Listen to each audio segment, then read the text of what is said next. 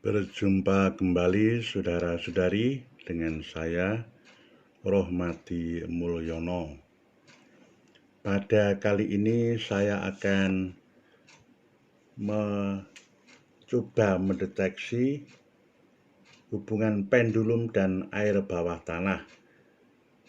Jadi pusatnya adalah air bawah tanah. Bagaimana pendulum itu dipakai untuk menemukan sumber air bawah tanah atau sungai bawah tanah.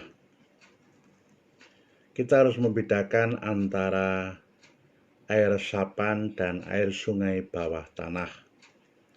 Tetapi sebelum itu, kita kembali untuk menyegarkan tentang pendulum, bagaimana berputar. Ini searah jarum jam.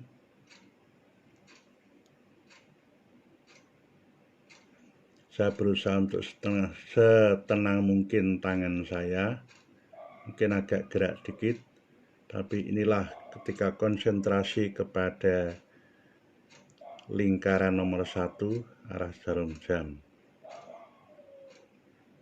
Anda terus melatih diri dengan tekun, jangan sampai putus asa. Kemudian di sini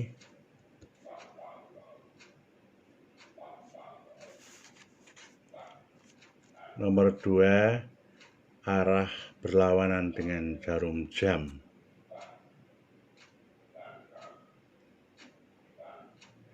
Nanti semuanya ini akan berguna. Lalu yang ketiga, ini gerak horizontal. Dilatih terus sampai menjadi sangat peka. Lalu vertikal. Saya berusaha untuk sedapat mungkin tangan tidak goyah. Memang harus demikian.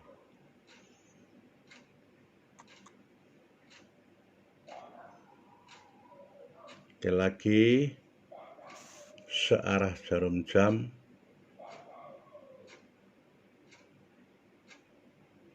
Berlawanan jarum jam.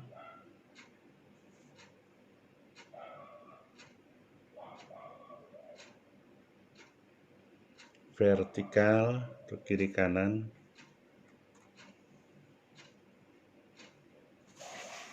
Kiri kanan.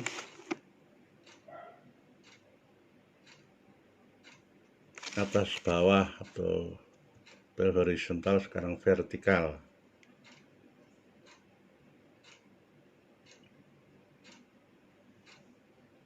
Saudara-saudari bisa menggunakan macam-macam bentuk pendulum yang seperti ini ya bisa, atau menggunakan bentuk kristal sama. Memang sebaiknya bahannya itu yang netral, sangat netral ya, kristal, kemudian kayu. Dan kalau besi itu bisa berpengaruh ketika ada medan magnet.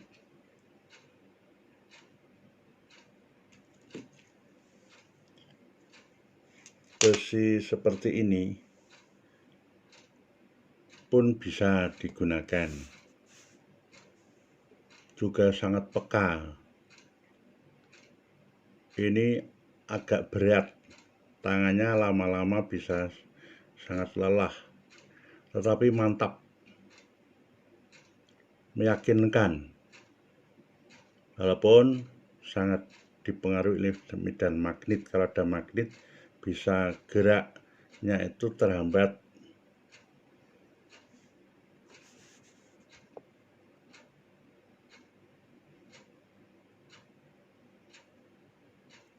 Bisa kita yang ketiga itu slow horizontal.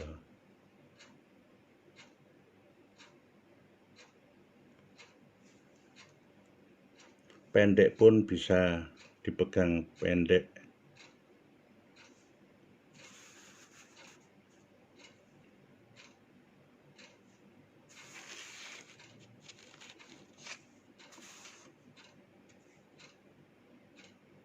Atau ya ini vertikal. Seperti mau geraknya itu tidak terkendali, tidak terkendali. Ya, karena memang sudah sering menggunakan ini dan sering praktek deteksi, sehingga hal-hal demikian ini sudah terbiasa. Sekarang akan saya beri contoh bagaimana mendeteksi air bawah tanah. Kebetulan saya mencoba menggambar salah satu ruang di rumah saya, dan nanti akan saya deteksi, saya tunjukkan. Tetapi harus dibedakan pertama-tama seperti ini. Air resapan. Jadi ada air itu namanya resapan. Tapi juga ada yang namanya air sungai bawah tanah. Yang kita cari itu yang ini. Ada sungainya. Lihat. Kalau air resapan ya orang asal ngebur aja di situ. Kalau dulu itu daerah sawah banyak air ya akan dapat, tetapi ketika musim kering bisa jadi airnya tidak ada. Sedangkan di sini lebih permanen karena ada sungainya bawah tanah. Pendulum itu bekerja pada yang model ini, tidak yang ini.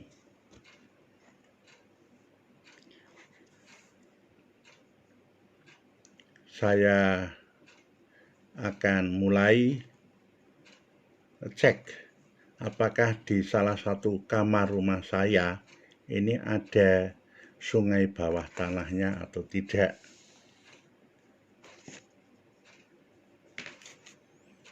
Ini suatu kamar, kita bisa tidak di kamar ini, di tempat jauh pun bisa, di rumah orang yang meminta dideteksi pun bisa. Dulu saya awalnya tidak percaya, ternyata setelah lama ternyata bisa. Jarak jauh, menolong orang jarak jauh, tentu sangat dipengaruhi oleh kontur tanah. Kalau kontur tanahnya itu naik turun, jurang atau tepi sungai, ya ini perlu langsung datang. Tapi kalau ada sesuatu hal tidak mungkin datang karena situasi hal, bisa mengirim denah seperti ini, lalu kita selidiki, kita cek, kita deteksi apakah ada dalam kamarnya, dalam rumahnya, dalam pekarangannya itu sumber air sungai bawah tanah. Saya akan memulai dari ujung sini. Ketika memang tidak ada itu ke kiri, seperti tadi jarum jam berlawanan dengan jarum jam, tidak ada. Percaya saja bahwa tidak ada. Rasanya ringan. Kita berjalan terus, konsentrasi ke kamar ini. Ini di kamar mandi, ini tempat tidur, ini suatu ruangan terbuka.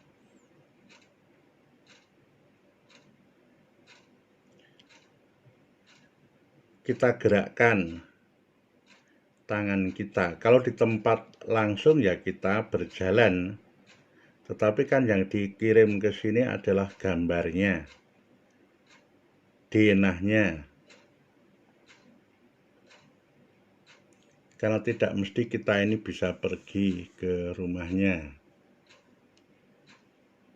Dari sini belum ada getaran-getaran. belum ada getaran-getaran, belum berlawanan dengan jarum jam.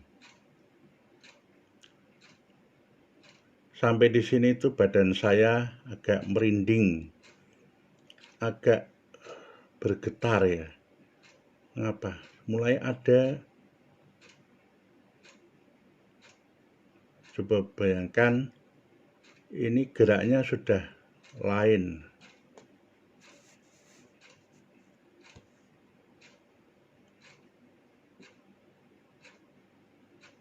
Nah, ketika ke sini sudah berlain lagi.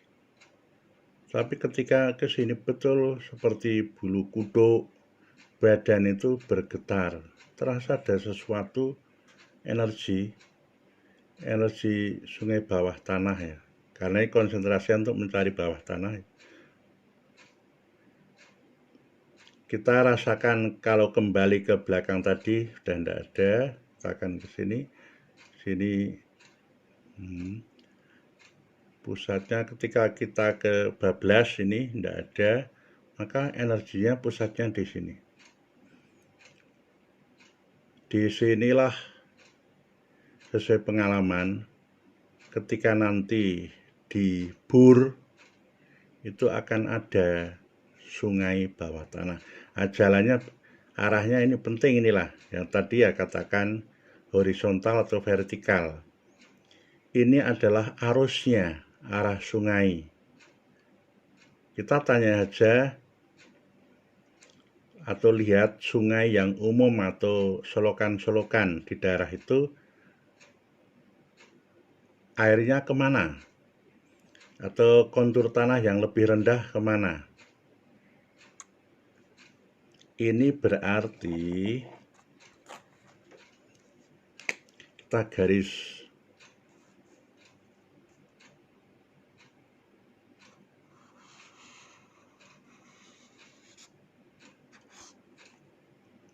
karena kontur tanahnya itu yang di bagian sini lebih rendah, maka dipastikan air itu menghadap ke sana, mengarah ke sana.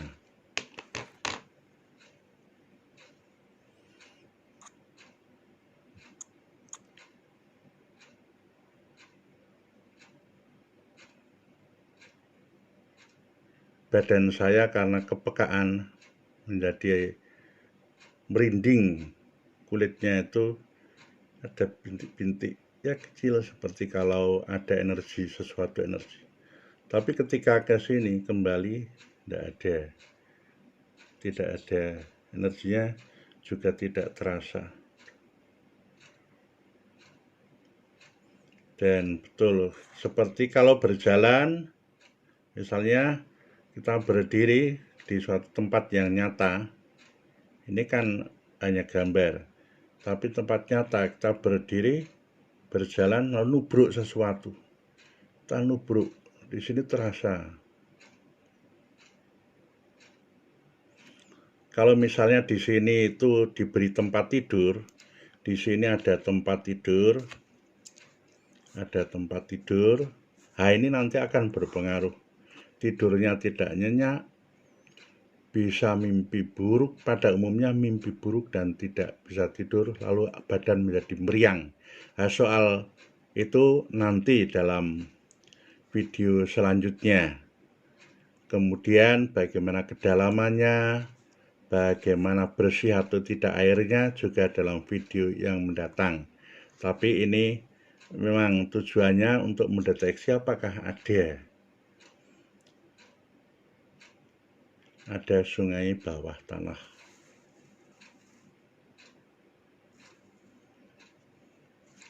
Inilah salah satu berkat manfaat dari pendulum. Kita berlatih dan menemukan, bisa langsung ke lokasi atau kalau sudah lama kita bisa minta gambarnya saja, fotonya saja, asal ukurannya tepat. Saya sendiri kadang-kadang untuk meyakinkan ya setelah dari rumah deteksi, tapi langsung ke lokasi kalau itu mungkin. agar lebih tepat persisnya, karena ada kontur tanah yang macam-macam. Demikianlah saudara-saudari, kita bersyukur kepada Tuhan Allah kita yang memberikan banyak hal di dalam kehidupan ini, yang sedikit demi sedikit misteri itu bisa kita pelajari, kita selidiki, dan membawa rahmat dan berkat. Kita diajarkan untuk selalu baik kepada sesama kita, juga alam ciptaannya. Terima kasih. Amin.